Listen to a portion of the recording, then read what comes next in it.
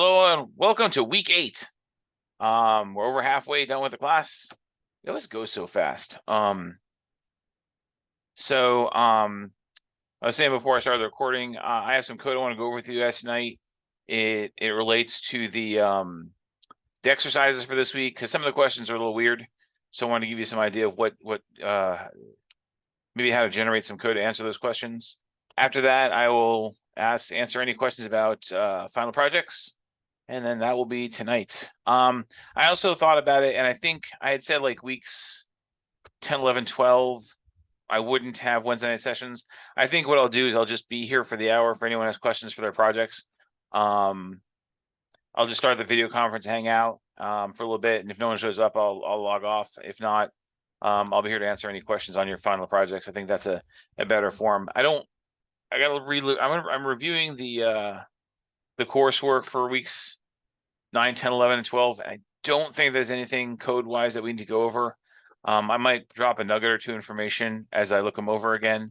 It appears there were some changes this semester in that coursework, so I might reassess all those weeks. But so those weeks I will still be here. There might be one Wednesday. I think next Wednesday I won't be here, but the Wednesdays after I will. I've got some work stuff I got to do next Wednesday. But the Wednesdays after I'll be up until week 12. Week 13 there won't be a video conference. Okay. So let me go ahead and share out my desktop and talk about this specific code that I'm talking about. Then if any of y'all have questions about your final projects or anything in general, we'll discuss them. And then if not, we'll go our merry ways. For those of you living in the Utah or Idaho, I can't believe it's still snowing there. It was 90 degrees here in Florida. So it's a bit of a difference. Yeah, that was my reaction too when I saw it was 90 degrees. Utah was shut down because of snow, and Florida is 90 degrees. So we love that difference. Where is my share? Well, there it is. Okay, and I want to share this. And share I shall. Okay. So there are two things they talk about this week, specifically correlated and non-correlated queries. And I want to explain simply what correlated versus non-correlated is. Correlated queries are when the subquery relates to the same table that's in the main query. So this query here, I'm selecting the title from film where the rental rate is greater than the average rental rate from film. So this subquery is correlated because it uses the same table in both. Okay, that's what correlated means. Simply put, if they say correlated, it means doing the same in both. So if I run this, I learned the average price of the film is $2.98. So if I run this, it gives me all the movies that are over $2.98. Okay. The important thing to remember here is this is a correlated query, a correlated subquery. It's from the same table. So you guessed it, a non-correlated subquery is when your subquery is not from any of the tables that are in the initial query. So here I'm selecting title and film category from film, and the table film and film category joining on the column of film ID. And then here I've got where film category ID is in, and I'm pulling from the category table. Okay, non-correlated queries are when non-correlated subqueries are when the subquery relates to a table that is not in the initial query. So if I do this, it comes up with 1. And if I run this, it just shows me everything that's got a category ID of 1. So, with that, I had a question on just like there are some times where I'm like, okay, I'll try to run like the subqueries separately. So like just like subqueries on its own. So you can totally correct me if I'm wrong, but a correlated subquery is like you can't run it on its own because it's dependent on the main query, right? Is that correct? In some cases it is, because you'll do I've seen them where that way, but the easiest thing, so here's one of those things where if you become a database administrator, you become a T-SQL engineer in the future, no one uses the term correlated, non-correlated queries. This is strictly textbook terminology. Okay. So in some cases, when using correlated queries, you're rating the query in such a way that the from clause in here is dependent on what's going on here, particularly if you're doing something along the lines of aliasing. Okay. But to get a simple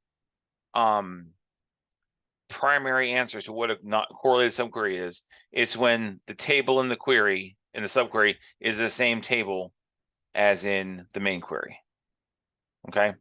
I can write a non-correlated subquery that requires well, I can't do that because the tables are the same. So you can do it that way. You can make it dependent on this film table. If mostly when you're doing that is when you have inner joins in the main query and you're correlating that to the subquery. I'm just trying to make this very simple. And let's just say that this code here might answer a question in the exercises.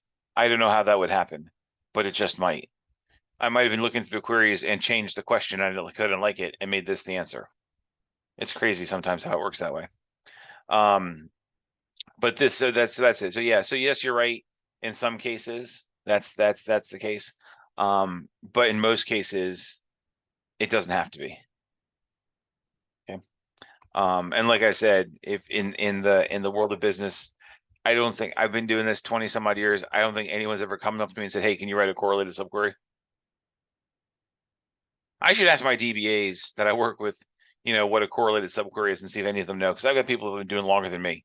I got DBAs who've been writing code, T-SQL code, for like 30 years. What if I might ask them tomorrow and report back and see what happens. So sorry, I jumped in a little Okay. late. You're saying that the industry doesn't really even use correlated subqueries? I'm saying they don't use the word, they don't use the term. Ah, We use them all the time. okay. I mean, this is a query that you could totally see someone read, but no one's gonna look at that and go, "Hey, that's a correlated subquery." Right. Okay. Yeah. There are a lot of things. It's so.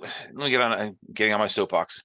So when you're taking IT classes like this or in programming class and stuff, they're trying to teach you the textbook way of doing things, and there's nothing wrong with that, right? Because they're teaching you the textbook clean way to do this. It's like if you're a doctor and learning how to take out appendix, you're gonna do the textbook way of taking that appendix out, right? And the first, 10, then, but when you get into an operating room and someone's been doing it 25 years, is doing it, and you say, I'm using the, phalangeal knot to seal off the X artery, and they're going to say, what's a phalangeal knot? But they're going to do the exact same thing that you did to do it, right? So the terminology we use here is really a good portion of it is just from this book, and people who write books use these terms. But when you get into the real world, no one's going to say, there's something wrong with the non-correlated subquery on line 37, right? But so just so you know, for purposes, non-correlated subquery is when the subquery uses the same tables that are in the main query. Non-correlated is when the subquery does not use the same table that's in the main query, like this. Yes. So on those correlated ones, it almost feels like you could use a correlated subquery to replace a join. Yeah. And Yep, you could absolutely do that. Okay. Most people use joins to replace subqueries. Okay. So if we get into the world, I can't show you them here, but if we get into so remember I talked about how when the query is run, this part is run first, then this part is run, and then this part is run. When using subqueries, it kind of gets all weird because it wants to run this one first before it runs anything else. So I wish I could show. I have to remember one day before the end of the year. I'm gonna show you what it's called, an execution plan in Microsoft SQL Server, and it's called an explain plan in Oracle. What it is essentially is whenever you're ready. So when you run a query, remember I told you everything's maps out and does. There is actually a plan that is generated by the engine. on how it runs the query. And it shows you a flow chart and how it goes, right? And the engine saves that plan. And every time you run that query, it uses the same plan.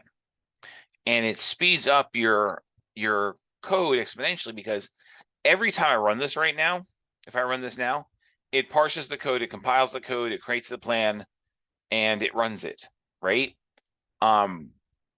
Because MySQL doesn't maintain any kind of execution plans, right?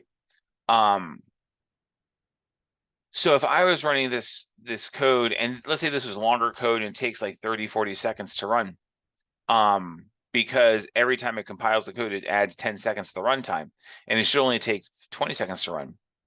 So imagine this code running 40,000 times from 40,000 different users within the scope of 60 seconds. And imagine what that would do to your processor and RAM, right? So what this does, by compiling that code and put it into the plan, you save 10 to 15 seconds of that compile time. So it's just running the same plan over and over again, right? The reason I bring this up is you want to keep that plan as uncomplicated as possible. Writing subqueries actually complicates the plan on how it does it, because it almost creates two separate plans, one to run this and then one to run this, right? So when you run just joins like this, it's a simpler, more concise plan. So Kate, to your point, you could absolutely replace every join with a subquery. But the problem with that is it's not as streamlined for your engine as joins are. Because for me, when I look at this, I'm like, why am I not writing a join to get this information? I don't need to use a subquery, I can use a join. Yeah, that makes a lot of sense. I was Yeah. thinking that too while I was Yep. reading the stuff Yep. and taking the quiz and stuff. I was Absolutely. like, maybe I should just be using a join for this because Yep. I already learned that. And follow those instincts. Okay. If you go into T-SQL coding for real in your life, follow those instincts. Try to stay away from subqueries unless absolutely necessary. Okay. So yeah. Okay. So here. So let's say we've got this here, and we've got this wonderful query that was written, and what this does, it just basically generates a results table. It's if you do 30 to 99, 100,000 roles, you're a Hollywood star. 20 to 29, you're a prolific actor, and 1 to 19, you're a newcomer. It's just a crazy little table that we wrote. And let's say we wanted to join this to, let's say, our actors table, to see how many to tell it what the actors in our actor table, which, if they're prolific, if they're whatever, right? So I've got the subquery right here. Now, when we're talking about subqueries, they can be in the where clause, they can be in the join clause, they can be wherever I want to put them. Okay, so in this case, I've actually notice I've got this, which isn't a table, and I've got this, which isn't. I just got two select queries in my from statements that I'm pulling results from, and that's completely fine. Now, does this produce a efficient and loving and wonderful execution plan? Absolutely not. But can we do it? Absolutely yes. So here I've got this subquery here that I showed you here. I'm getting Hollywood star, minerals, max rolls, and notice I've got the same aliases here, so it comes out as one table, look like this. And I'm unioning it all, so it comes into one table. And I'm going to create this select query. I'm selecting actor ID and the count of number of roles from film actor, grouping by actor ID. So if I run this, it's just going to give me, actor 1 has 19 roles, actor 2 has 25, so on and so forth. What I want to read out that gives me the actor's last name and first name, the number of roles, and whatever level they're at, right? So here I've got select concatenation, last name, first name, roles, number of roles, and group level from this query. That gives me the actor ID and the number of roles. I'm joining to the actor table so I can get the names, because that's where the names live. And I'm joining to this query, calling it GRP. And I've got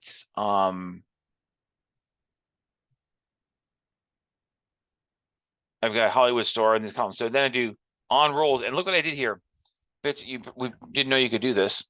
So I've got here I have on where actor A equals role actor's ID, but here I've got on rolls, number of rolls, and between.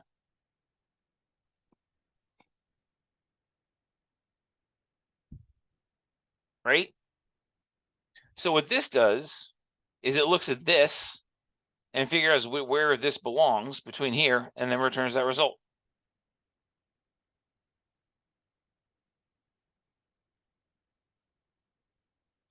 So this is a unique, I don't see this done very often, but it's really cool that you can do this. So I'm gonna throw that between this. So when I run this,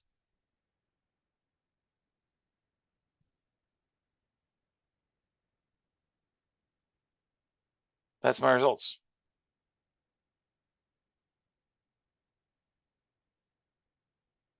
So the big takeaway on this one is A, subqueries can replace your tables in join statements and in from statements. And this on clause, you can put, you don't have to be equal. It could be in, it could be between. Any of the things that you put in a where clause can go there if you do it the right way. And you go ahead. The GRP min rolls and max rolls is interesting to me because it's almost like a variable, right? Yep. It Like kind of you is. It kind of is. Yep. It's an interesting logic there. I didn't think of it that way until just now. Yeah, yeah. You can, I mean, the more you play with it, the more you do this, the more interesting it gets. The way you can play with it and make it work and massage data to get what you want. Yeah. Any questions on these? These two pieces of code, I'm just gonna leave sit here for a couple seconds for you to look at, because who knows, you might need something that looks very similar to this when you're going through your exercises, and you might need to figure out how to reverse engineer it from here. So I'm just gonna leave this here. Okay. And then I'm gonna go over to here. So that is just the code that I had to cover with you guys today. It's just those little things. We had talked about subqueries before. I just want to get more specific with them and define correlated versus non-correlated and kind of show you. I don't think I had written a join statement where the join was a subquery. So I wanted to get that out and show you that. So any questions on that? Any questions on anything to this point? No, I think I'm good. Okay. So right now, Kate, I don't know if you were here when I said this, but there won't be a meeting next week because I've got a work obligation I've got to meet. But I will be holding these meetings weeks 10, 11, and 12. But they're just going to be kind of think tank sessions for anyone having issues with their final projects. I'll log in, just have a quick conversation, see if anyone needs any help with anything. If I see anything on that weekly lesson, I'll bring it up real quick. But it mostly will be if anyone has problems with their projects to come and discuss it and think tank it. So this will be like the last formal meeting of the semester where I come in with a specific goal to explain something. Okay. So right now, does anyone have any questions on their project? Any think tank that you've done? Any questions on any of that? Because if not, we'll just call it an early night. I think I need to meet with you about confirming my idea for a project because I haven't actually done that yet. Okay, you can just shoot me an email. We can do some one-on-one if you just give me a range of times during the week that you want to meet. Okay. This week I'm super packed. Friday I'm free during the morning Eastern time. I have some time availability there. Or if you just want to pop me an email or a message on what the topic is. Okay. All I need is a general idea of what it's going to be on. If you feel comfortable saying it out loud here, I can approve it here. Okay. If not, then just pop me an email or just give me a time to meet up and I'll arrange a time. Okay. I've got like 2 or 3 ideas. I haven't Sure. yet decided which one I want to do. So I'll send you an email. Yeah, just maybe put the 2 or 3 in an email. I'll look at them. I'll see which one I think I would go with, and then Okay. go from there. Sure. Thomas, did you have something? Yeah, I was just gonna ask, so I have my idea selected already. I like it. Where I would saw it. you recommend like starting first? Would you recommend doing the ERD Yeah, first or like absolutely. You have to trying? start. You have to start with the ERD. Okay, You have to okay, start with the gotcha. idea. Yeah, like I did last week and the week before last, where I just started designing a table, a database, and pick the. Well, I think yours is vaguely uses about music. Yeah, Yeah. yeah. Mine's the music app, Yeah. or is just what I decided to go with. So I would Um, choose. So I would look and see like where I would pick a table that has to be there and start building it out, that one table, and then see where it takes you, where what the next thing is. Like if I were going to do okay. if I were going to do if I were going to do like an inventory system for boy, they don't have these anymore. Do they have like CD stores anymore, like record stores? Do they have like for old vinyl stores? So if I was going to do a database for a record store, I'd probably start with records or albums as my main table, and then I would like okay, I'd be the title of the album. We can play this here. Let's do this. So let's say I was going to do a database for an old timey record store. So I'll go ahead and make a table here, and I'll call it albums. Right, and then in here I would have album ID, and then I would have the title. And then next, now would I put artist in here because there might be one more than artist? So, okay, so what else? What would I put here in albums? Okay, let's go. I'm just gonna stop with. I'll just stop with title and album. I'll get rid of this column here. So I just do title and album, album ID and title. So I'm not really sure, but I do know artist is going to be there. So I'll make an artist table.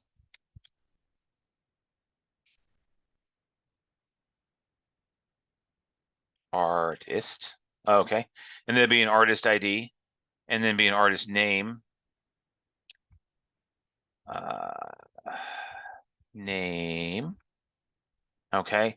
And then there would be what else would I have here? Let's go with that. So, but I also know that I would have to do many to many here. So I have this here and I go boom, boom. Okay. Album has artist. Now, when I look at this, right? I want to know I'll want to know a couple of things, but I do know that, so in this table join here, these two columns are my primary key because that's the way it comes out. If you look at the table here, they're my primary key, right? But I know I'm going to have to use these in other places. So I'm actually going to put a ID column here and make this my primary key instead.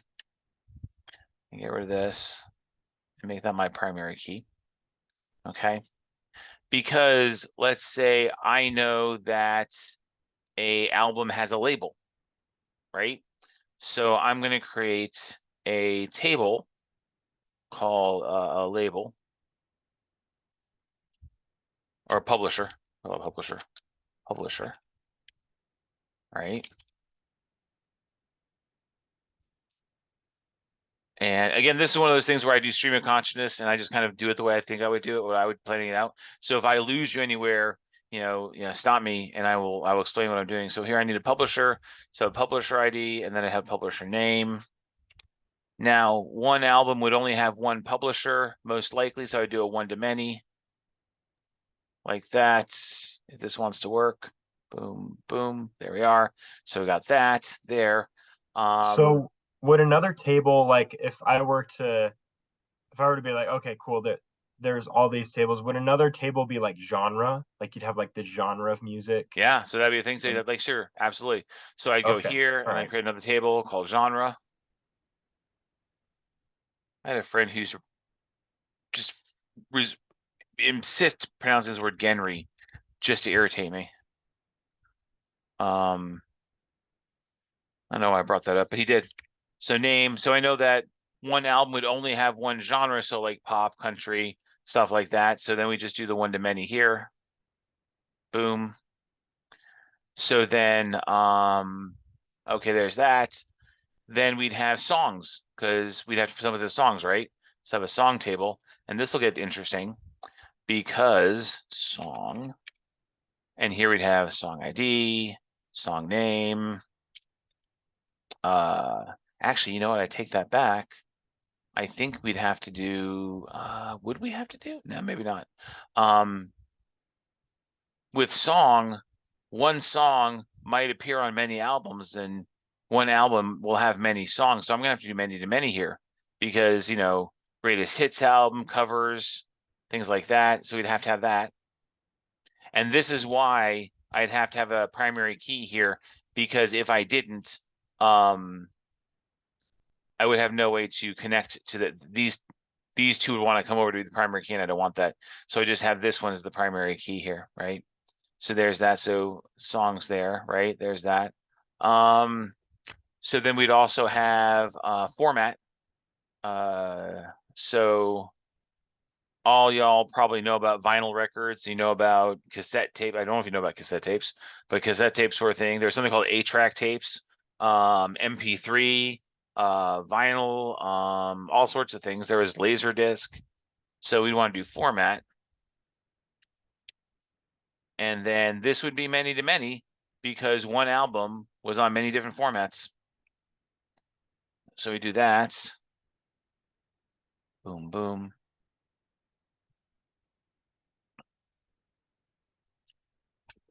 So you kind of see how I did that there? Does that make sense? You just kind of pick one Yeah. table and just Yeah, grow it from does. it. Yeah, yeah. So you just pick Yeah. one. So I had one table in the last 5 minutes. I made 1, 2, 3, 4, 5, 6, 7, 8, 9 tables. That's not bad. Yeah, 9 tables Awesome. in 5 minutes. So, and now granted, I've been doing this, I was there in, with Moses making these things. So, but that's generally how you do it. You just kind of pick a starting point and see where it takes you. Okay, Yeah. gotcha. So cool. So once the ERD is made, I know we like, I think you posted with all the details of like what we Yeah. needed, right? So, and Okay. again, so again, we'll talk about it again, but I think it's good to talk about it. And so once your ERD is made, and then you've gone here to database and to forward engineering, you've created the script and you've built it in the engine so you can write queries against it. The next thing you do is you should look at this going, okay, what are my use case scenarios going to be? I want to know how many albums by Elvis are available in cassette tape. I want to know how many Christmas albums, I don't know, Eminem did. I want to know how many albums have the song I don't know, Jingle Bells on it, right? So I can do all these things. I mean, how many how many different artists recorded the song I'm Dreaming of a White Christmas? What are the titles of all the albums recorded by Elvis Costello? Okay, so I come up with all these, like, how would I use this data? How would someone using my database want to use this data and best serve them? So I want to jot all those down, and then I'm going to write those queries, right? And when you write the queries and run them, they're going to return 0 results. So what you've done to this point is you've created the RD, you've created the code to create the database, you've created the test case scenarios and written the code for them. So that's 3 of the 6 things that you need. The next thing is you need to write the insert statements to put data in the tables that will get results back from the queries that you just wrote for your test cases. Okay, so just like mock data, like Yep. artists Yep. and songs and okay. So, and when we started doing this 3 or 4 years ago, when we started doing this thing, I would say put the data in and then write your test queries. And what was happening was the students were putting the data in and they're writing test queries that resulted in 0 data. So how do I know that they worked? Right? Because like I said, when I grade your final project, I'm going to look at your ERD and go, well, that's pretty cool. This could be better. This could be better. Just do this. Other than that, good deal.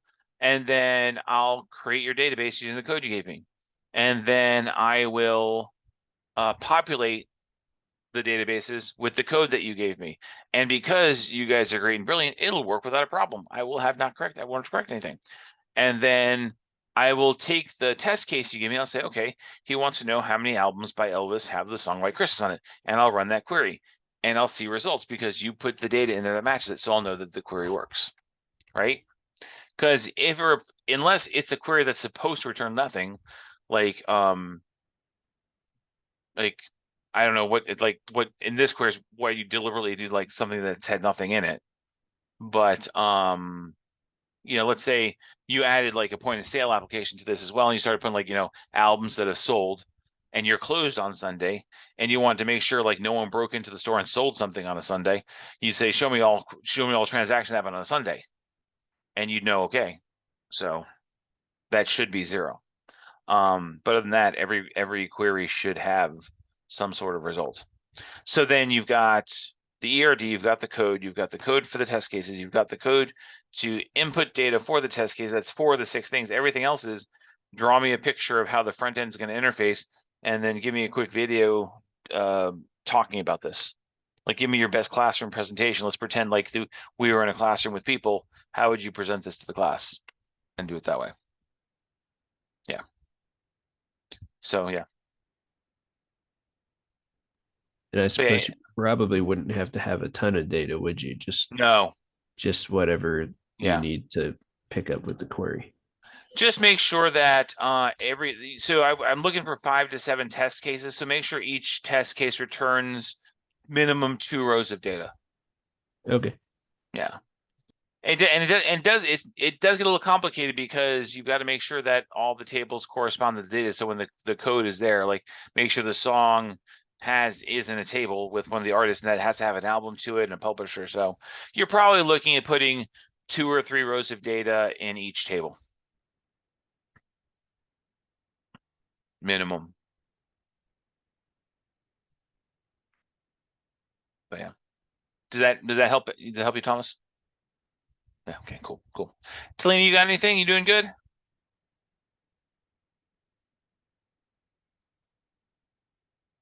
Yeah, I'm doing great. Okay. Any questions? Nope. Okay, cool. Well then, as I say in my work meetings, I'm going to give you guys 26 minutes back to go enjoy the rest of your day, because I'm done with everything. If there are no more questions, I'll go ahead and convert this and put it up there, and then I will not see you guys next week, but I'll see you the week after. Kate, I look forward to your email about the topics you want to do, and just if you have any questions next week, let me know what's going on. I'll try to help you out. Okay. Okay. Is your email in your Canvas profile? Yeah. Okay. It's there. Or you can go into the messaging in Canvas and send it to me, because that then pops into my email. Oh, I didn't know that went to your email. Okay, yeah. Yeah, well, I made it do that because I don't like it. I don't like logging into my BYU email, so I just forward everything to my Gmail account. So you'll email me to my BYU account, but I'll respond from my Gmail account, and they haven't complained to me yet. Okay, cool. Okay. All right. Thanks, everybody. Thank you. Have a great night. Yep. See you later. Bye. Bye.